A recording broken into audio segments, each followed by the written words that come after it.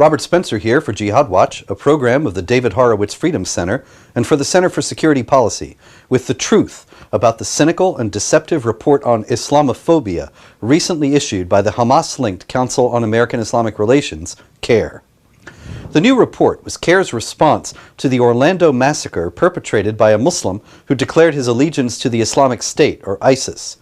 Instead of announcing a program to teach young Muslims why they should reject the understanding of Islam held by the Islamic State, Al-Qaeda, and other jihad groups, CAIR just doubled down on its Islamophobia narrative.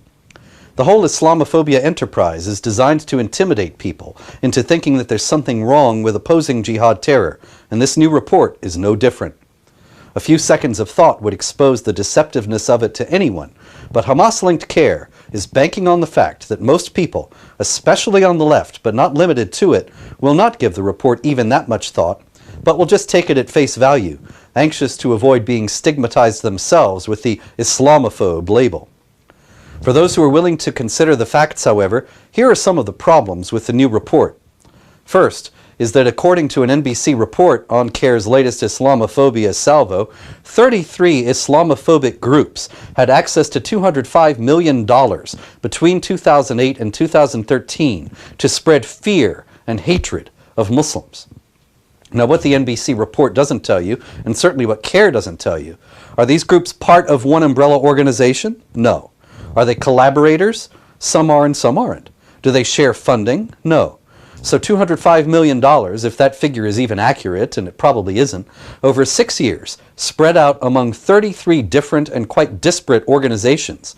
That actually averages out to a bit over $1 million a year per organization, a figure that is actually not a large operating budget for a major organization, and doubtless much smaller than the operating budget of Hamas-linked CAIR itself in any given year.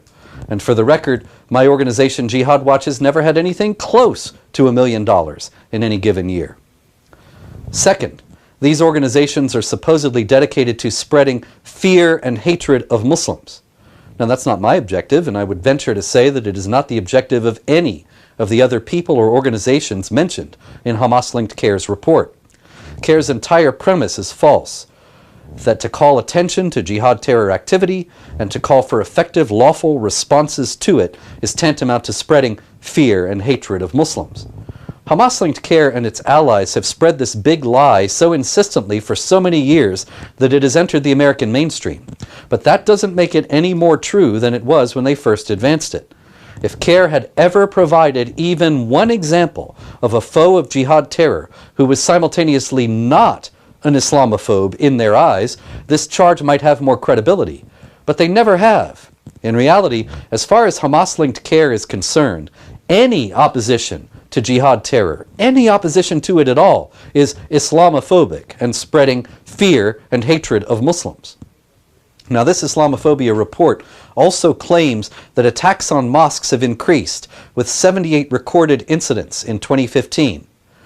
What they don't say is this: have I or any of the others mentioned in this report ever called for attacks on mosques? Of course not. Have any of the people who attacked mosques ever invoked any of us to explain why they did so? No.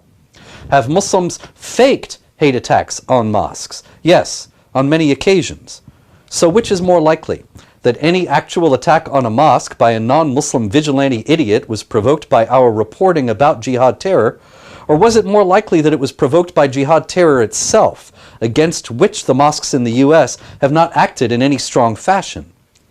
Hamas-linked CAIR would have you believe that this alleged cabal of Islamophobic individuals and groups is responsible for American suspicion and distrust of Muslims, when in reality, the people who are responsible for any actual suspicion and distrust of Muslims are people like Omar Mateen, Syed Rizwan Farouk, Tashfeen Malik, Dzhokhar Tsarnaev, Tamerlan Tsarnaev, Nidal Malik Hassan, and myriad other jihad terrorists. In an introduction to the report itself, Hamas-linked CAIR's Nihad Awad says this: the report makes a case that those who value constitutional ideals like equal protection, freedom of worship, or an absence of religious tests for those seeking public office no longer have the luxury of just opposing the U.S. Islamophobia network's biased messaging. But I don't oppose equal protection, freedom of worship, or an absence of religious tests for those seeking public office, and once again, I'd venture to say that none of the others mentioned in the report do either. This is a straw man, designed to demonize opponents of jihad terror and opposition to jihad terror in general. In reality, we're just trying to do all we can via legal means to stop jihad activity in the U.S., but Hamas-linked CAIR cannot and will not acknowledge that, because to do so would reveal its own actual agenda, so it has to mischaracterize our aims. The report also says Islamophobia is a contrived fear or prejudice fomented by the existing Eurocentric and Orientalist global power structure. It is directed at a perceived or real Muslim threat through the maintenance and extension of existing disparities in economic, political, social, and cultural relations, while rationalizing the necessity to deploy violence as a tool to achieve civilizational rehab of the target communities, Muslim or otherwise. Now, if you cut through all this pseudo-academic gobbledygook, you will see that what CAIR is saying is that Islamophobia as a contrived fear or prejudice is fomented in response to a real Muslim threat. So Hamas-linked CAIR admits that there is a real Muslim threat, but claims that the Islamophobic individuals and groups in its report have a wrong response to it, and indeed are representative of the existing Eurocentric and Orientalist global power structure. Now, the idea that the global power structure today is anything but fully in line with Hamas-linked CAIR's point of view today is wildly absurd. But even aside from that, nowhere does CAIR bother to explain what a proper response would be to this acknowledged real Muslim threat.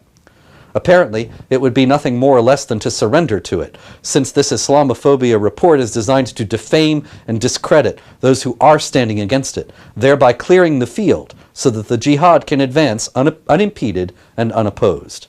I'm Robert Spencer.